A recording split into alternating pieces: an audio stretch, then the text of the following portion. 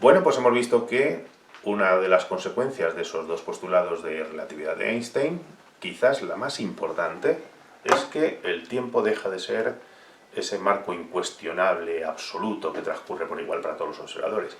Acabamos de ver que la única manera de explicar la paradoja anterior y los fenómenos de simultaneidad, asumiendo que la velocidad de la luz es constante y asumiendo que las leyes físicas se cumplen por igual para todos los observadores, nos lleva a la conclusión, casando esos dos postulados, de que el tiempo no transcurre por igual para todos los observadores.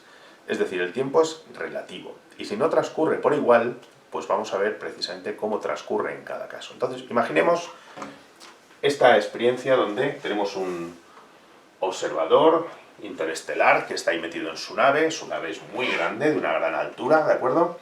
Y el observador, que hemos llamado O', viaja dentro de esta nave. Bien, en un momento dado se aburre en su viaje interestelar, emite una señal luminosa, ¿de acuerdo?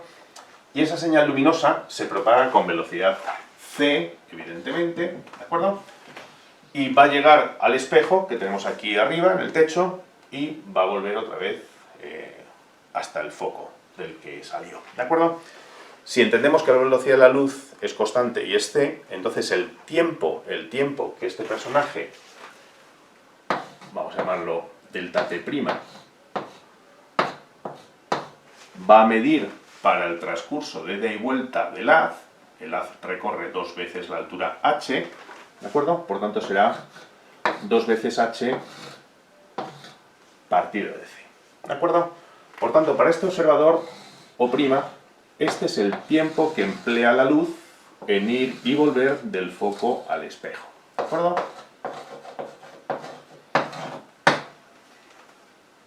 Nos quedamos con esta idea. Ahora bien, vamos a ver exactamente cómo apreciaría un observador que estuviera fuera de la nave, vamos a llamarlo con respecto al cual la nave se desplaza a una velocidad v, ¿de acuerdo? Es decir, esta nave se está moviendo a una velocidad v constante respecto de este observador que está fuera, el que se ha quedado colgado en el espacio interestelar, ¿vale? Se ha quedado ahí fuera observando el movimiento de la nave y observando ese destello de luz que ha enviado el anterior observador. Entonces, si os dais cuenta, mientras que la nave se desplaza en esa dirección, ese destello de luz que va hasta el espejo y vuelve, para este observador haría este tipo de trayectoria, es decir, llegaría, la nave estaría aquí cuando el haz llega al espejo y cuando el haz vuelve otra vez al foco inicial, al foco emisor, la nave se ha desplazado hasta aquí. Es decir, en esta situación, si os dais cuenta, la nave en el tiempo delta t sin prima, que este observador O mide, la nave se ha desplazado en ese tiempo que tarda el haz en ir y volver hasta otra vez el suelo, se ha desplazado a una distancia que es v, la velocidad de la nave, por delta t, ¿de acuerdo? Lo podemos ver claramente en este diagrama. Por el contrario, la luz, como viaja a una velocidad c constante, pues el tiempo que tardaría en hacer todo el recorrido de ida y vuelta sería c por delta t.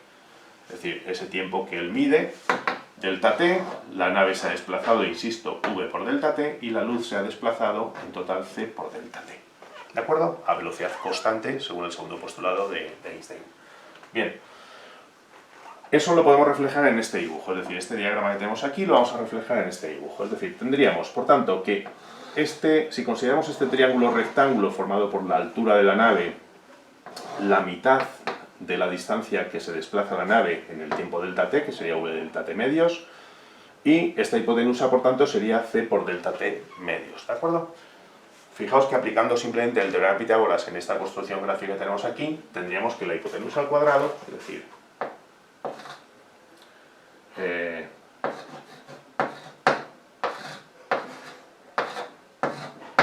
al cuadrado sería igual a v delta t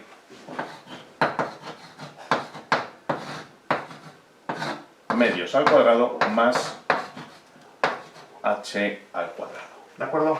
O dicho de otro modo, en este caso podemos empezar quitando este 2 de esos denominadores y por tanto nos quedaría, daos cuenta, c cuadrado por delta t cuadrado sería igual a v cuadrado por delta t cuadrado, y lo voy a dejar así, 2 al cuadrado por h al cuadrado. Si todos estos términos que tenemos aquí a ambos lados de la igualdad lo dividimos entre c cuadrado, la cosa no cambia, ¿de acuerdo? De modo que podemos dividir todo ello entre c cuadrado y nos quedaría delta t cuadrado igual a v cuadrado entre c cuadrado a su vez por delta t cuadrado más 2 al cuadrado por h al cuadrado partido de c cuadrado. Bien, vamos a ver cuál es ese tiempo que mide este observador, para lo cual agrupamos todo lo que multiplica delta t a la izquierda de esta igualdad. Tendríamos, por tanto, delta t cuadrado que multiplicaría a 1 menos v cuadrado partido de c cuadrado. ¿De acuerdo? Sería igual a 2 al cuadrado por h cuadrado partido de c cuadrado. Ahora bien, si recordáis lo que hemos visto justamente antes para el observador que iba dentro de la nave, el tiempo que él medía para el trayecto de ida y vuelta del haz era 2h partido de c. Por tanto, 2h partido de c, todo ello al cuadrado, en realidad, esto es delta t cuadrado. Delta t prima, perdón, al cuadrado. Es decir, el tiempo que había medido el observador que iba dentro de la nave, pero todo ello elevado al cuadrado. Fijaos, por tanto, que de aquí extraemos lo siguiente. Y es que el tiempo que mide el observador exterior, el que está fuera de la nave, el que se ha quedado ahí fuera, sería el tiempo que mide el observador que va dentro de la nave dividido, ya quitamos los cuadrados, por tanto, dividido entre la raíz cuadrada de 1 menos v cuadrado partido de c cuadrado. Bien, vamos a analizar esta expresión en detalle. ¿De acuerdo? Bien, fijaos que hemos llegado a esta expresión, ¿de acuerdo? Donde lo que nos dice es que el tiempo que mide ese observador que estaba fuera de la nave con respecto al que iba en el interior de la nave es claramente distinto, ¿de acuerdo? Y está dividido por este factor, la raíz cuadrada de 1 menos v cuadrado partido de c cuadrado. Dicho de otro modo, si denominamos gamma, coeficiente gamma, ¿de acuerdo? Coeficiente relativista gamma es justamente 1 partido de la raíz cuadrada de 1 menos v cuadrado partido de c cuadrado.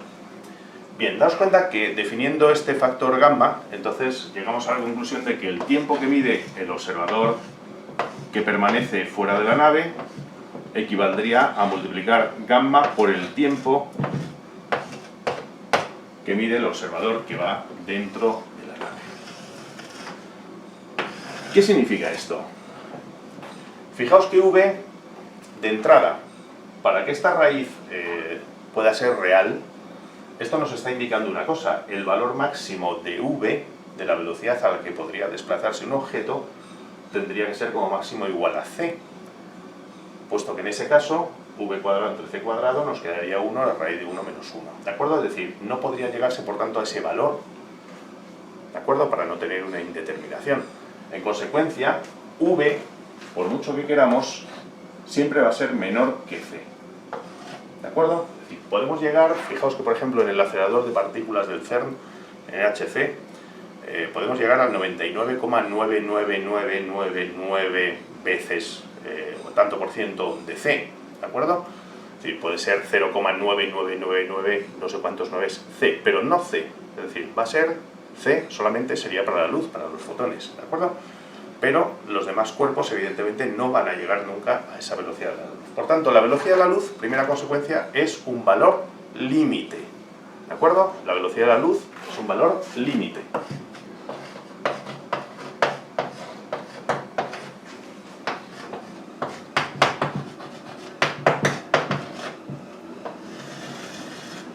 Es la primera gran consecuencia que sacamos, por tanto, de esta teoría de la relatividad. Y segundo, daos cuenta de la correlación que podemos tener esto con la relatividad galileana.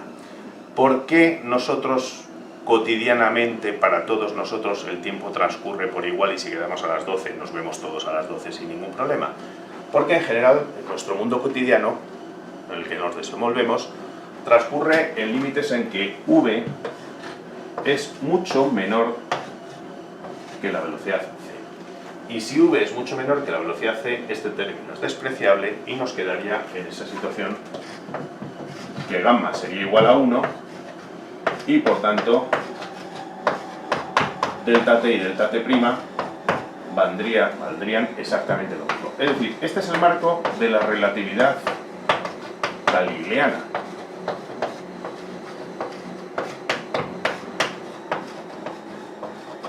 ¿Vale? El marco de la relatividad galileana es aquel en el que la velocidad de los objetos es tan pequeña comparada con la velocidad de la luz que el factor gamma es 1 y por tanto esos dos tiempos son iguales. Eso es lo que estamos acostumbrados a ver. ¿De acuerdo? Ahora bien, imaginemos que un cuerpo se mueve a una velocidad cercana de la luz. ¿Vale? Este factor ya no es 1. Y por tanto, este cociente que tenemos aquí, si v tiende a aproximarse a valores cercanos a c, evidentemente el valor de gamma es mayor que 1.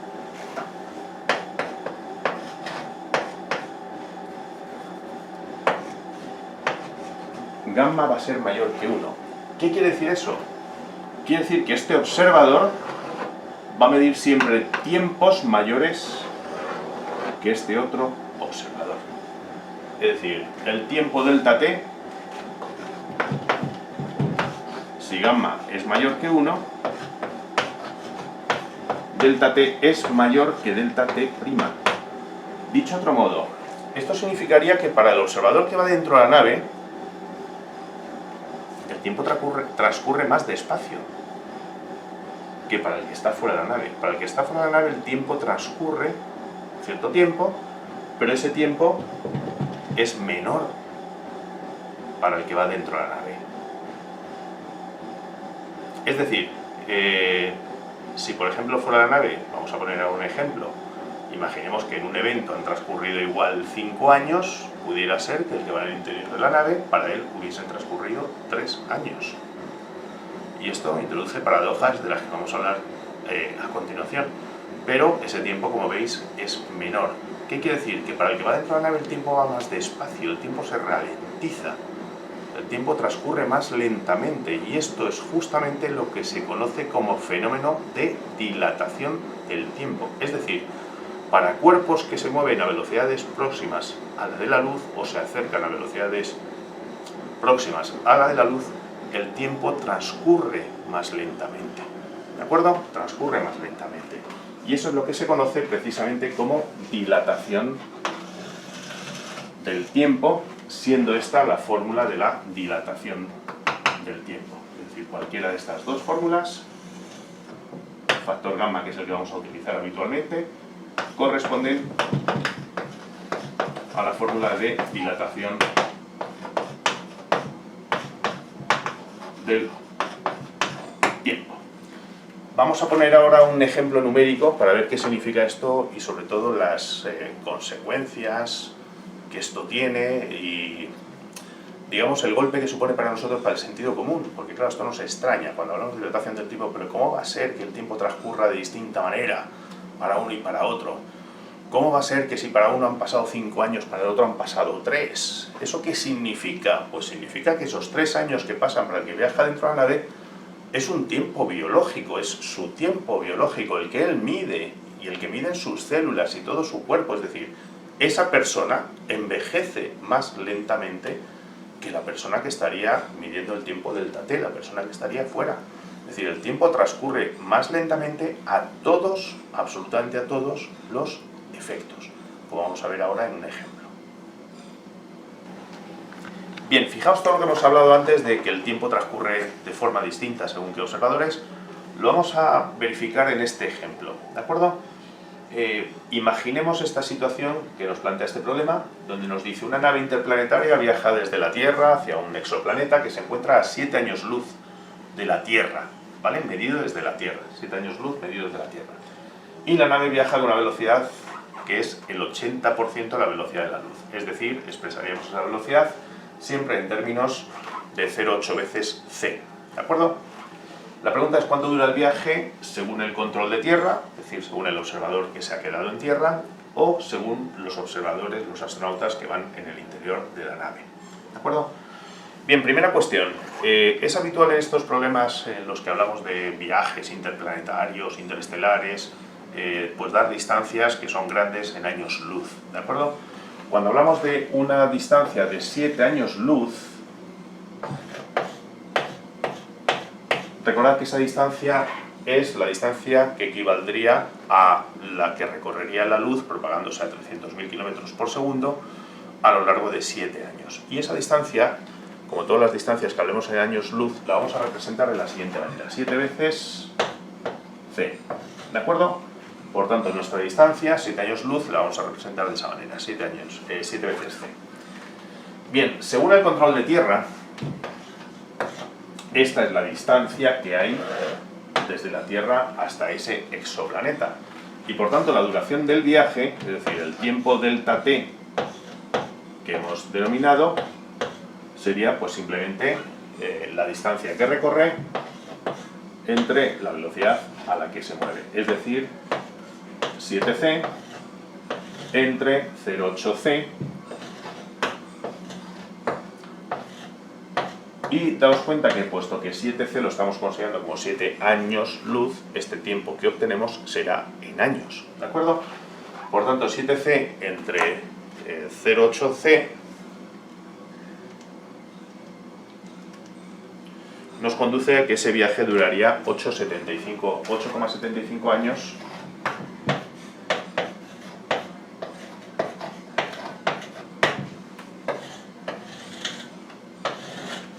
según el control de Tierra. ¿De acuerdo? Ahora bien, para los astronautas que van en el interior de la nave, antes hemos visto que el tiempo que mide el observador de Tierra con respecto al que mide el observador que va en la nave, que hemos llamado antes delta t', tendría este valor. Por tanto, como veis, delta t', que sería el tiempo que medirían los observadores que viajan en el interior de la nave, sería delta t entre gamma. Y recordad que gamma era 1 partido de la raíz cuadrada, por tanto, si es delta t entre 1 partido de la raíz cuadrada, equivale a decir que es delta t por la raíz cuadrada de 1 menos v cuadrado partido de c cuadrado. ¿De acuerdo? Me vais a permitir que borre el enunciado, que supongo que ya lo habéis copiado.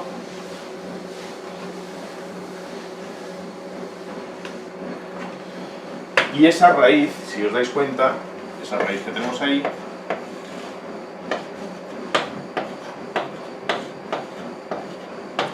esta es la razón por la que solemos expresar siempre la velocidad en términos de la velocidad de la luz, porque de esta manera es muy cómodo operar v en términos de c, porque c cuadrado y c cuadrado pues se nos va a ir en el desarrollo de ese problema, ¿no?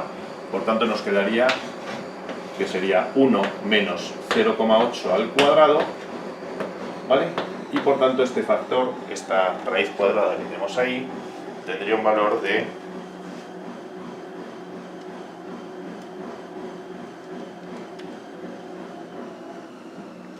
exactamente 0,6.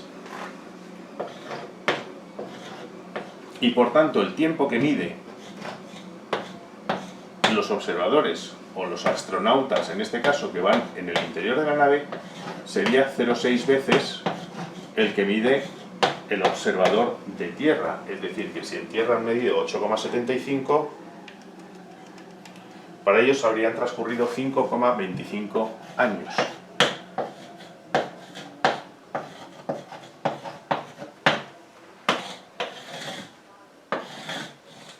¿Vale? Es decir, fijaos por tanto que los dos no han medido el mismo tiempo, han medido tiempos distintos. Esto da lugar a una famosa paradoja que se conoce en relatividad, que es la famosa paradoja de los gemelos, donde imaginad, por ejemplo, en este viaje que en el control de Tierra se quedan uno de los hermanos gemelos, por ejemplo, Germán, tu hermano Alberto, se queda en el control de Tierra, y tú, Germán, pues vas dentro de la nave, ¿no? Entonces, si tú viajas en esa nave, resulta que para ti el tiempo que ha transcurrido en todo ese viaje son 5,25 años. Es decir, que si tú ahora tienes 17 años, a tu regreso tendrías pues 22 años, si no me equivoco, ¿no? Serían 22 años. ¿vale? Sin embargo, para tu hermano Alberto, que se ha quedado en tierra, habrían transcurrido casi 9 años. Es decir, que si ahora tiene 17 años, pues a tu regreso, en ese caso, él ya tendría 26 años. Es decir, que fijaos que entonces hay una diferencia de algo más de 3 años entre uno y otro de los gemelos cuando uno de ellos ha viajado al espacio interestelar, ¿no? Esto nos puede resultar chocante. Y uno podría decir, pero bueno, ¿cómo es esto? O sea, esto atenta al sentido común, por decirlo de alguna manera, ¿no? Pero bueno, vamos a ver que en realidad no atenta al sentido común. ¿Os acordáis antes cuando decíamos que Lorentz había propuesto que a lo mejor las longitudes de la varilla se contraían viajando a través del éter luminífero? Bien, obviamente la teoría de Einstein, como hemos visto antes al inicio de la teoría de la relatividad, cuando hemos hablado, la teoría de Einstein parte de que el éter luminífero, dado que todos los esfuerzos han sido vanos por medir cualquier velocidad de arrastre de la Tierra respecto al éter, se considera que es una hipótesis superflua. Es decir, directamente Einstein parte de la idea de que el éter luminífero no existe, no es en absoluto necesario, y que por tanto no es necesario seguir intentando medir velocidad de arrastre con respecto a ese supuesto éter. Por tanto, desecha esa idea del éter, ¿de acuerdo? Y en consecuencia, fijaos que lo que vamos a ver ahora, que puede tener algo de parecido con lo que sería la idea de Lorentz y Fitzgerald de contracción de longitud, en realidad aquí surge de un modo muy distinto, como vamos a ver ahora. ¿De acuerdo?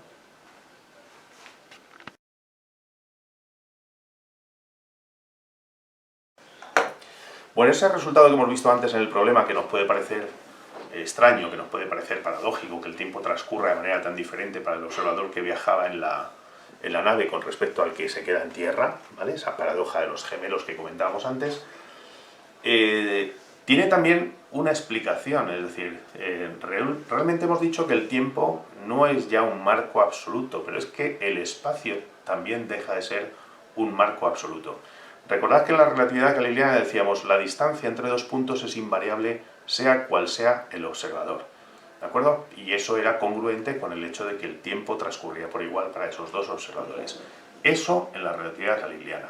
De entrada, en la relatividad especial estamos viendo que ese tiempo ya no es igual para esos dos, pero a la par que ese tiempo no es igual, tampoco es igual las distancias entre dos puntos que miden uno y otro observador. Vamos a verlo con este ejemplo. Esto es lo que se denomina contracción de longitud.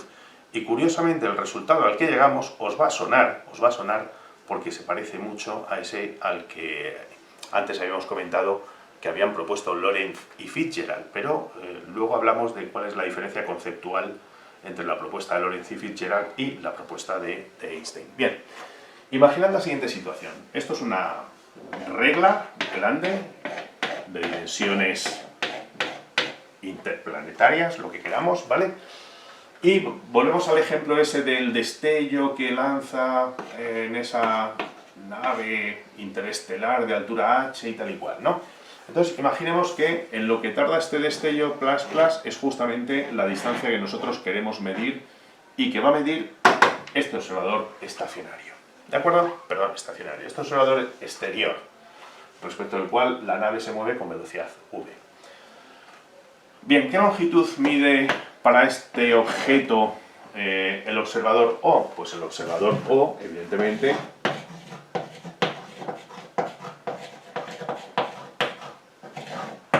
la longitud que él mide no es ni más ni menos que v por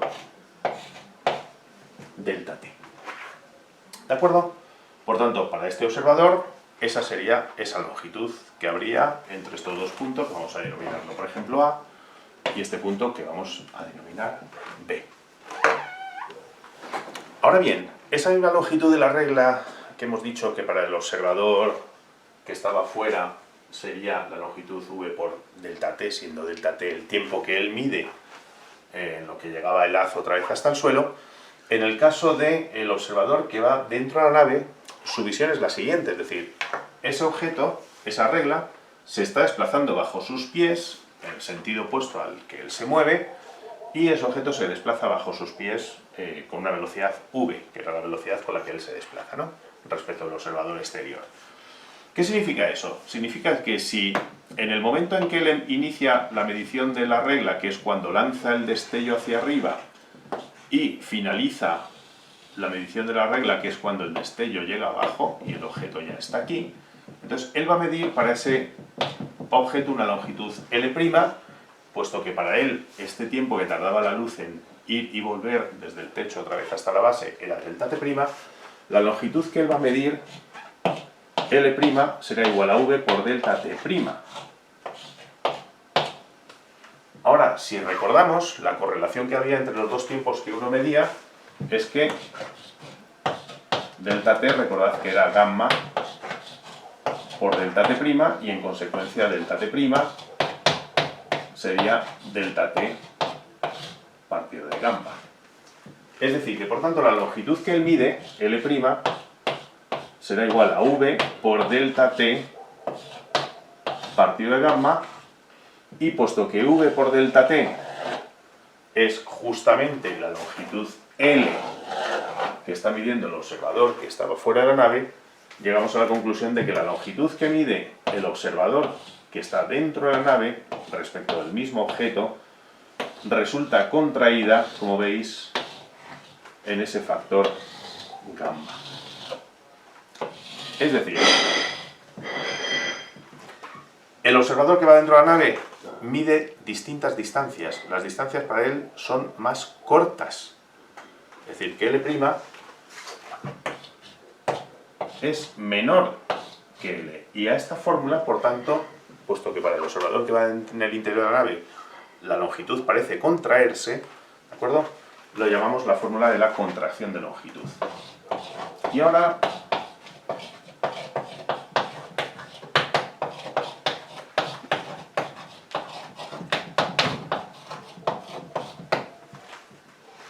vamos a hacer un pequeño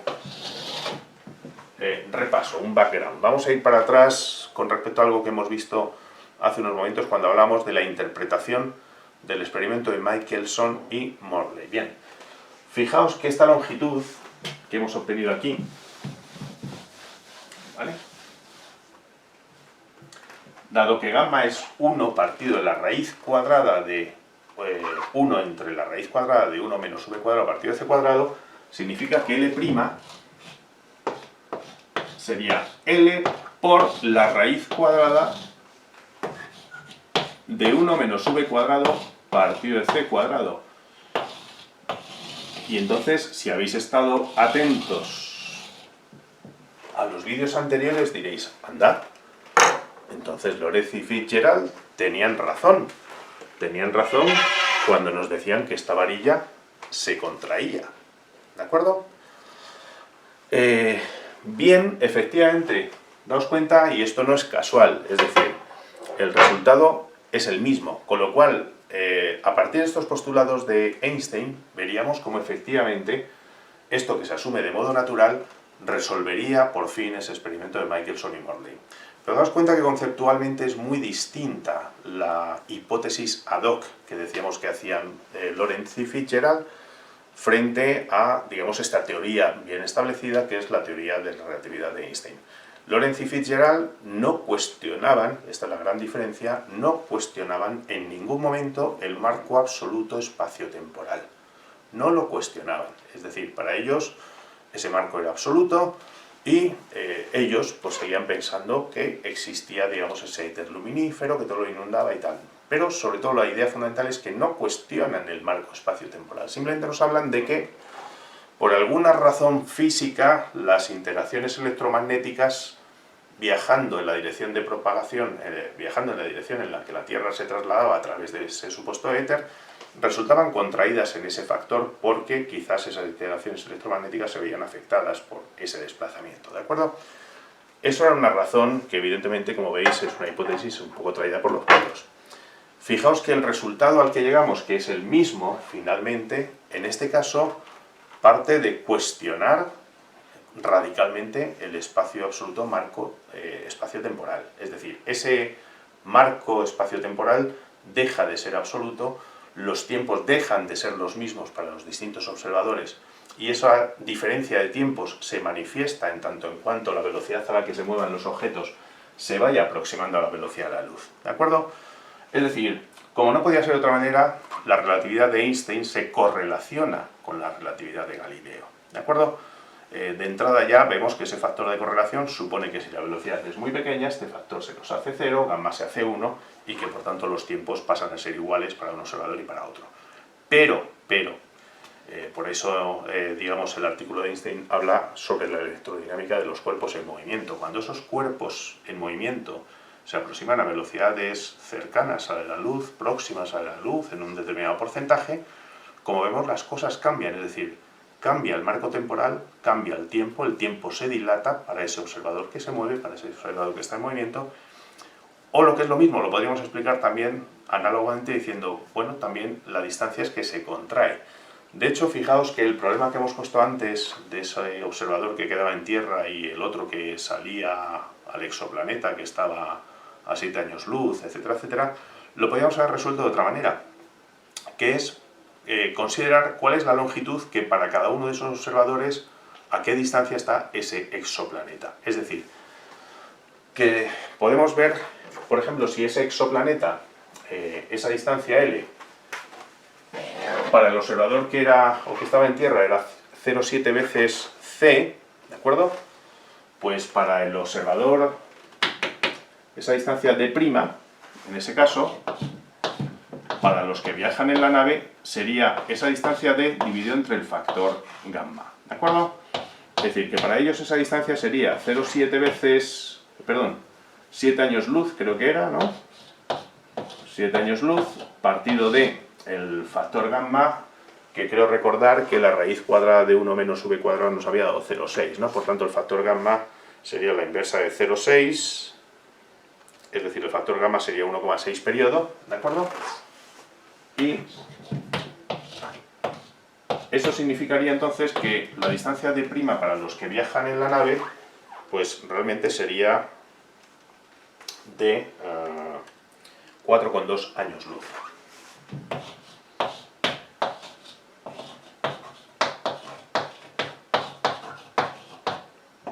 Es decir, podríamos, digamos, dar una explicación alternativa, ¿no? Es decir, ¿por qué para ellos el viaje es más corto? Porque la distancia es más corta. Porque para ellos la distancia se ha contraído hasta ese exoplaneta desde los 7 años luz que medía la Tierra hasta los 4,2 años luz. Y ahora, si utilizáis la velocidad con la que se desplazaban, que quiero recordar que era de 0,8 veces la velocidad de la luz, pues podríais ver efectivamente que el tiempo es congruente con esta distancia que ellos miden. El tiempo que ellos miden sería congruente con esta distancia. Esto lo dejo para vosotros, que lo veáis, pero verificad efectivamente que moviéndose a una velocidad de 0,8c, el tiempo que tardan en recorrer esta distancia es justamente el que hemos hallado en el problema anterior. Bien, esto fijaos que son las dos principales consecuencias de la teoría de la relatividad, que no las únicas, ¿de acuerdo? Por tanto, vamos a ir hablando a lo largo de los siguientes vídeos de cuáles son esas consecuencias de los postulados de Einstein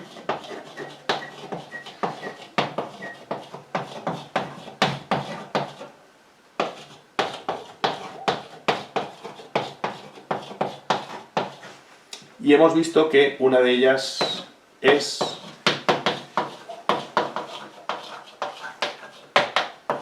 la dilatación del tiempo, ¿vale? Y la otra es la contracción de longitud, de momento, ¿vale? Pero fijaos, dejo abierta esa llave, porque no van a ser las únicas consecuencias. Daos cuenta de un hecho. Hemos dicho antes, y eso lo establece como axioma o como postulado Einstein, que la velocidad de la luz es infranqueable. La velocidad de la luz es un valor límite, ¿de acuerdo? Si la velocidad es un valor límite, empezad a pensar, y os lo dejo ahí como cuestión, ¿vale? Porque obviamente esto va a afectar también a los principios de la dinámica, empezad a pensar de la siguiente manera. Imaginad que tenemos un cuerpo de masa m, ¿de acuerdo? Y ese cuerpo lo empezamos a empujar con una fuerza F. Es Supongo que todo el mundo tiene en mente eso de F igual a m por a. Quiere decir que, según estoy empujando el cuerpo de masa m, le voy a producir una aceleración. Supongamos que esa fuerza F actúa un mogollón de tiempo. Es decir, está actuando y actuando, y seguimos, y R, y la fuerza sigue actuando, bla, bla, bla, bla. Y la aceleración, teóricamente, lo que va a hacer es aumentar esa velocidad. Claro, en principio uno dice, bueno, pues si esa fuerza actúa durante un tiempo infinito, la velocidad podría llegar a ser infinita, ¿no? La respuesta es no. La velocidad tiene un valor límite, que es c. Entonces, claro, uno se puede plantear, ¿y entonces qué es lo que sucede? ¿Qué es lo que sucede si seguimos ejerciendo una fuerza sobre un cuerpo de masa m y llega un momento en que esa aceleración ya no puede pasar del valor de velocidad c? ¿En qué se traduce esa fuerza que estamos ejerciendo? Bueno, lo dejo ahí planteado como pregunta porque esto va a ser muy interesante replantearse también los principios de la dinámica, ¿de acuerdo?, a la luz de la relatividad de Einstein.